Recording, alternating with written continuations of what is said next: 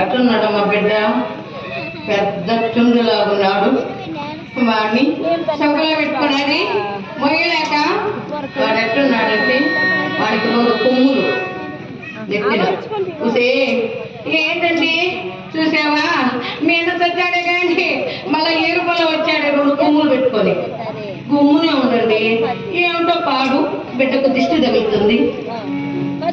వాడెక్కడ పోయాడే చూడు, వాడు తల మంది ఇంటికి పట్టుదామని ఇంటికి ఎక్కినా కూడా ఒక ఇంటికి ఎండ కొండకెళ్ళి గుండు కొట్టేస్తున్నాడు చూడు, అట్టున్నాడు గుండుగా తలంతా.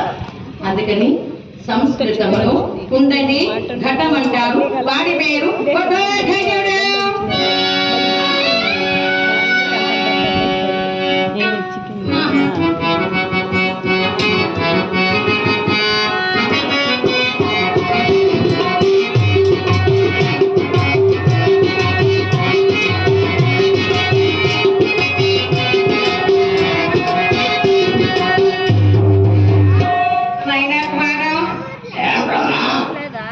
దండం పెట్టు.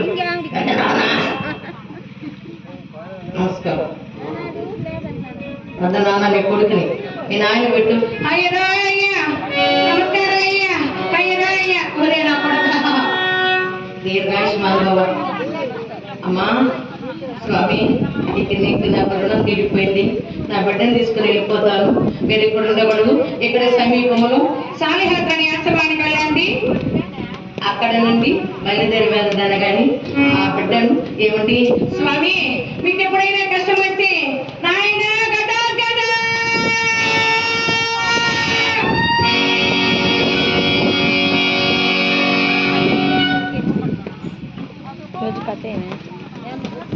వారు మహారాజా రాజశ్రీ గౌరవనీయులు మా గజని తీర్థానికి చేరుకున్నారు. సాలిహోత్రని ఆశ్రమానికి ఎవరు పాండవులు. అమ్మా మీరు ఇక్కడ నుండి బ్రాహ్మణ పాలన ఏకచక్రవర్మణ అగ్రహారానికి వెళ్ళండి. మీకు అన్నీ మంచి జరుగుతాయంటే కుంతీదేవి, ధర్మరాజు, నకులుడు, సహదేవుడు బ్రాహ్మణ వేషాలు ధరించి బయలుదేరి ఏకచక్రవర్తి అగ్రహారానికి వచ్చారు. ఊరంతా తిరిగారు కానీ వారికి ఉండడానికి చోటు లేదు. చూడండి, మన బస్సులాగా ముందు రోజంతా ఎక్కాము. చివరికి విజయమిల్లో వచ్చిన వాళ్ళ ఆయన కూడా మంచి కళాకారుడు, అక్కడికే చేర్చాడు కళమ్మ బిడ్డల. బయలుదేరి ఏకచక్ర ధర్మశీలుడు అనేటువంటి ఒక బ్రాహ్మణోత్తముని ఇంటికి వచ్చారు. ఎవరు?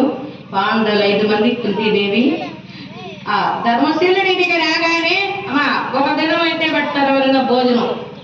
మేము కూడా బాత్రూమ్ అయితే మాకు మంచినీళ్ళు కూడా వేరు కావాల్సింది. ఒకరోజు భోజనాలు పెట్టారు. ఏనుగులు పినుగులు తినే వాళ్ళకి ఏనుగులు తినే పినుగు లెక్క, పినుగులు తినే వాళ్ళకి అప్పుడే లెక్క. భీమసేనుడికి ఎవరు పెట్టారమ్మా? ఒకరోజు 2 ఏదో తింటామంటారు. రేపు కనపడిసామనుకో పో. అల్లుడు కూడా కొత్తలో చెత్త పాత కొత్త. అల్లుడు కూర తింటారా? అల్లుడు కోడి పోయమంటావా? అల్లుడు కుక్కను పోయమంటావా అంటారు కొత్తలు. రేపు పోరు అంటారు. అందుకని కుంతీదేవి 5 మంది బిడ్డలు దగ్గరగా తీసుకున్నది. నాన్న ఏంటమ్మా? వాళ్ళకి ఒక మధుకర వృత్తి అంటే భిక్షాటన. ఒక్కొక్కరికి ఒక్కొక్క జోలిచ్చిందట తల్లి. నాన్న దైవం సంబూతులైన బిడ్డలారా,